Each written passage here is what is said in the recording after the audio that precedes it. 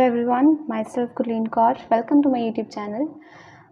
तो बच्चा लोग, आज की वीडियो में मैं आपको 9th क्लास का चैप्टर जो है the fundamental unit of life हम डिस्कस करेंगे। पहले मैं आपको बताना चाहूँगी कि ये चैप्टर को मैंने डिवाइड कर दिया है 4 पार्ट्स में। सबसे पहले हम बात करेंगे डिस्कवरी ऑफ सेल के बारे में। सेकेंडली, जो सेल का स्ट्रक्चर है, कंपोनेंट्स ऑफ सेल। थर्ड में हम बात करेंगे सेल ऑर्गेनेलीज, और इन द 4th सेक्शन हम बात करेंगे सेल डिवीजन के बारे में। ठीक है, तो इस वीडियो में मैं आपको डिस्कवरी ऑफ सेल, ये एक तरह से इंट्रोडक्शन है इस चैप्टर की, जिससे मैं आपको समझाना चाहूँगी जो सब। और तो लेट्स स्टार्ट द वीडियो। सबसे पहले हमारी बुक में जो दिया गया है हमें डिस्कवरी ऑफ सेल से रिलेटेड, इससे क्वेश्चंस जो आते हैं ज़्यादातर चांसेस हैं कि आपको 1 मार्क क्वेश्चंस आएंगे, MCQ टाइप्स आ सकते हैं। इसमें हमें इम्पॉर्टेंटली याद रखनी है डेट्स और नेम ऑफ द साइंटिस्ट। ये चीज़ ज़रूरी है क्योंकि क्वेश्चन मतलब 1 मार्क बनेगा, इसमें से कोई ज़्यादा इम्पॉर्टेंट क्वेश्चन या आप कह लो कि ज़्यादा लेंथी क्वेश्चंस नहीं बन सकते। इसमें पॉइंट्स हैं, मैंने यहाँ पे नोट्स की फॉर्म में इनको लिख दिया है। आपको इस नोट्स की PDF भी मिल जाएगी, अगर आप चाहें तो डाउनलोड कर सकते हैं। डिस्क्रिप्शन में मैं लिंक दे दूँगी, आप इनको जैसे प्रिंट आउट निकलवा के रख लीजिए, ताकि जब कभी आपको रिवाइज़ करना हो इससे क्विक रिवीजन हो जाएगी। So let us begin. तो अगर हम डिस्कवरी ऑफ सेल की बात करें तो सबसे पहले एक सेल कब डिस्कवर किया गया था फर्स्ट टाइम, क्योंकि बिगिनिंग में तो किसी को नहीं पता था कि हमारी बॉडी जो है और सभी ऑर्गेनिजम्स जो हैं वो सेल्स से मिलकर बनते हैं। तो क्या हुआ था, रॉबर्ट हुक नाम के साइंटिस्ट, उन्होंने 1665 में जो हमारे पास पेड़ होता है ना, ट्री की उन्होंने बार्क ली थी, उसका कॉर्क लिया था। मींस जो ट्री के बाहर हमारे पास ब्राउन कलर की लेयरिंग होती है, उन्होंने वो चीज़ ली थी और उनके द्वारा डिज़ाइन किए गए एक माइक्रोस्कोप के अंदर देखा। वो माइक्रोस्कोप बिल्कुल भी आज जैसे हमारे पास इलेक्ट्रॉन माइक्रोस्कोप या कंपाउंड माइक्रोस्कोप होते हैं वैसा नहीं था। वो उन्होंने खुद एक प्रिमिटिव माइक्रोस्कोप उसे बोलते हैं जो उन्होंने बनाया था, और उसमें उसको ऑब्जर्व किया तो उनको उन्होंने देखा कि एक ऐसा सा स्ट्रक्चर वहाँ पे उन्हें देखने के लिए मिला, जिसको उन्होंने कंपेयर किया with the structure of honey comb होता है ना, मधुमक्खी का छत्ता, कि वैसा कुछ है, ऐसा स्ट्रक्चर उन्हें देखने को मिला। तब उन्होंने ये पॉइंट जो है मीन्स दिया कि जो कोई भी पार्ट है, या जैसे अगर पेड़ की ही उन्होंने जैसे एग्जाम्पल ली कि जैसे स्कॉर्क में ये बहुत सारे छोटे छोटे कंपार्टमेंट से मिलके बना हुआ है, जैसे हमारी एक दीवार होती है वो बहुत सारी ब्रिक्स से बनती है, वैसे ही जो हमारे पास ऑर्गेनिजम्स हैं वो छोटे छोटे सेल्स से मिलके बनते हैं। तो ठीक है, उन्होंने कॉर्क सेल ऑब्जर्व किए प्रिमिटिव माइक्रोस्कोप में। जो माइक्रोस्कोप था, हाँ, जो प्रिमिटिव माइक्रोस्कोप की हम यहाँ बात करते हैं, उसे फर्स्ट टाइम इन्वेंट किसने किया था, एंटन वॉन ल्यूवेनहॉयक। ये बहुत इंपॉर्टेंट क्वेश्चन बनता है that who invented the microscope. उसके बाद जब ये एक जैसे चीज़ देखने को मिली कि ठीक है सेल्स होते हैं हमारे अंदर एंड ऑल, उसके बाद जो और साइंटिस्ट थे जो इस फील्ड में थे, उनका इंटरेस्ट थोड़ा बढ़ने लगा, तो सभी ने इस चीज़ के बारे में और डिटेल पता करने के लिए इस पर स्टडीज़ करनी स्टार्ट की। ऐसे ही रॉबर्ट ब्राउन नाम के साइंटिस्ट हैं जिन्होंने 1831 में न्यूक्लियस डिस्कवर किया। अब न्यूक्लियस क्या होता है, हमारी बॉडी में जो सेल्स हैं, सेल के अंदर एक न्यूक्लियस होता है जिसमें सेल की हम बोल सकते हैं जेनेटिक इन्फॉर्मेशन उस न्यूक्लियस में प्रेजेंट होती है। अगर आपको पता हो, क्रोमोसोम्स हम बात करते हैं, तो क्रोमोसोम्स हमारे भी न्यूक्लियस में प्रेजेंट होते हैं। न्यूक्लियस एक तरह से हेडक्वार्टर है हमारे सेल का, हर सेल का। ठीक है, न्यूक्लियस ही सेल को एक तरह से कंट्रोल करता है, आप कह सकते हो। तो ये एक इम्पॉर्टेंट क्वेश्चन बनता है, न्यूक्लियस को किसने डिस्कवर किया? This is Robert brown. Next उसके बाद पुरकिंजे नाम के साइंटिस्ट थे जिन्होंने 1839 में प्रोटोप्लाज्म ऑफ सेल डिस्कवर किया। प्रोटोप्लाज्म क्या है? अब जो सेल के अंदर स्पेस है, सेल के अंदर जो लिक्विड है, उसे हम बोल देते हैं प्रोटोप्लाज्म। इन्होंने डिस्कवर किया प्रोटोप्लाज्म को 1839 में। Next cell theory. Cell theory पे बहुत क्वेश्चंस आते हैं, क्वेश्चंस इन द सेंस यही पूछा जाता है कि किसने सेल थ्योरी दी।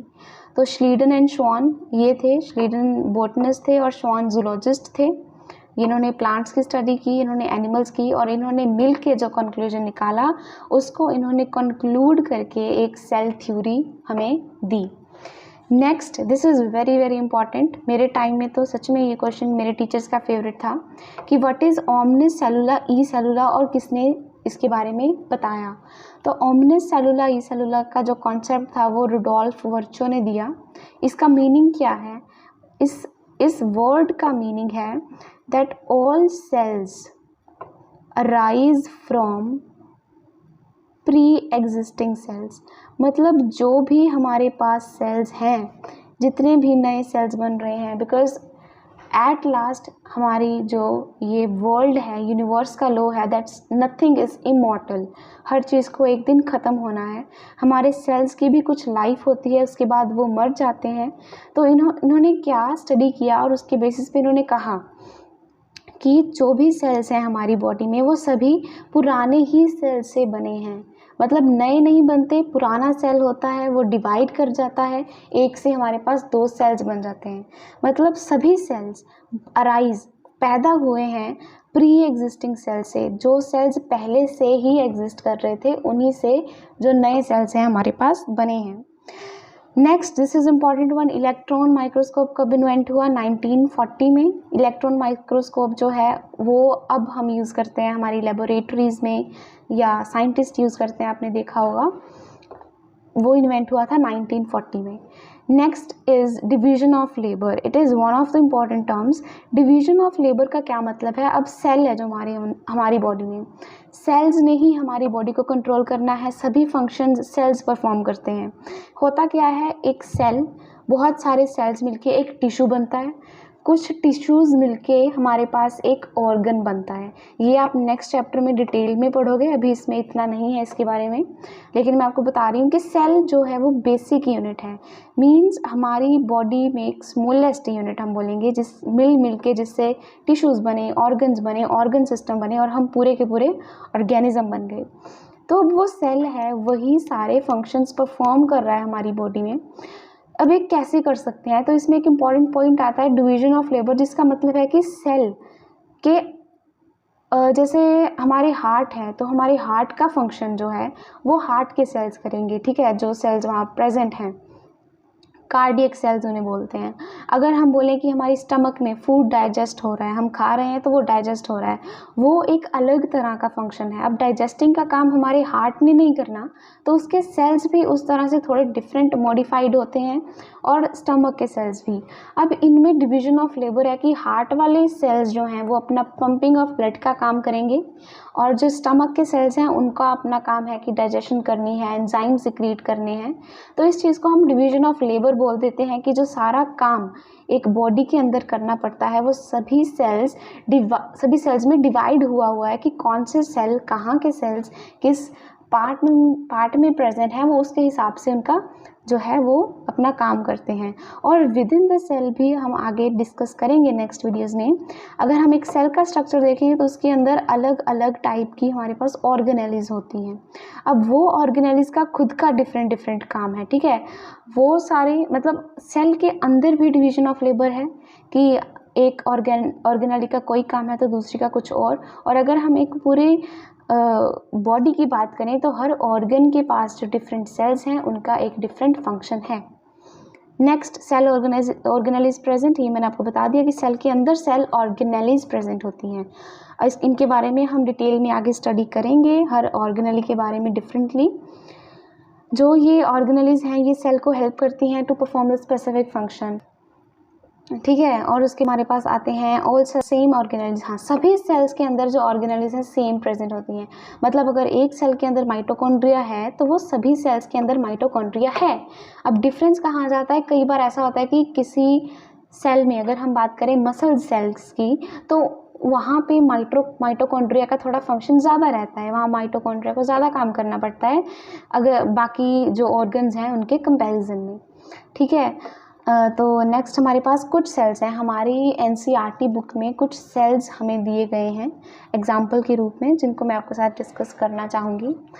ये है spindle shaped cell. Spindle shaped, spindle क्यों? क्योंकि इसकी शेप, ये जो शेप है ना, इस शेप को बोलते हैं स्पिंडल शेप। और ये सेल है स्मूथ मसल सेल। सिंपली आप याद रखिए मसल सेल है ये, ठीक है। ये सेल हमारी मसल्स में पाए जाते हैं। नेक्स्ट ये जो सेकंड स्ट्रक्चर है ये है हमारा नर्व सेल। नर्व सेल के बारे में नेक्स्ट चैप्टर में, टिश्यूज़ वाले चैप्टर में इसके बारे में हम पूरा डिटेल में पढ़ेंगे। और क्लास +1 में 11th क्लास में इस पर पूरा एक चैप्टर है न्यूरल कोऑर्डिनेशन करके। So this is very important for you to study about nerve cell. इसको न्यूरॉन भी बोलते हैं। कुछ ऑर्गन्स हैं, ये मतलब पूरा स्ट्रक्चर होता है। ये इसका जैसे सेल बॉडी होती है, ये एक्सोन होता है और ये एक्सोन एंडिंग डेंड्राइट्स बोलते हैं। ये सब हम आगे डिटेल में डिस्कस करेंगे। अभी आपको सिर्फ ये याद रखना है, क्योंकि आपसे पूछा जा सकता है, आपको फिगर दे देंगे और बोलेंगे बताओ ये क्या चीज़ है, तो इसलिए आपको पता होना चाहिए एक नर्व सेल है। नेक्स्ट ये हमारे पास ओवम आ जाता है। Ovum if you know it is female gamete होता है ovum. And this is sperm which is male gamete. इन सब के बारे में डिटेल में आगे चैप्टर्स आएंगे, then we'll discuss in detail. अभी आपको सिर्फ एक ओवरव्यू, एक आइडिया होना चाहिए। और अपनी बुक्स में इनकी जो इमेजेस दी हुई हैं उनको अच्छे से देखिए और समझने की कोशिश करिए, बिकॉज ज़्यादा क्वेश्चन इसमें से क्या आ सकता है कि आपको इमेज दे देंगे, बोलेंगे बताओ ये कौन सा सेल है, इसका क्या फंक्शन है। फंक्शन भी अभी आप आगे डिटेल में स्टडी करोगे। ये हैं हमारे कुछ ब्लड सेल्स। हमारे ब्लड के अंदर different type of cells present होते हैं, RBC, WBC, प्लेटलेट्स और बहुत कुछ, जिनके बारे में हम आगे डिटेल में स्टडी करेंगे। ठीक है, तो this was your first part of this chapter, discovery of cells और इंट्रोडक्शन पार्ट आप बोल सकते हैं। नेक्स्ट वीडियो में हम बात करेंगे सेल के स्ट्रक्चर के बारे में। कुछ सेल के इम्पॉर्टेंट जो हैं पार्ट्स उनको डिस्कस करेंगे।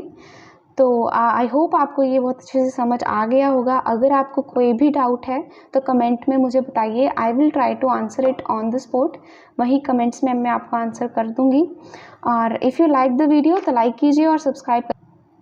हमें ये सिलेबस कंप्लीट करना है, हमारा बहुत सारी वीडियोस आ रही हैं। जस्ट बी हियर, कनेक्टेड रहिए, बेल आइकन प्रेस कीजिए ताकि जब भी नई वीडियो आए आपको अपडेट मिल जाए। And I will try my best to complete the syllabus in the best way और in the fastest way as well till your exams. So thank you so much.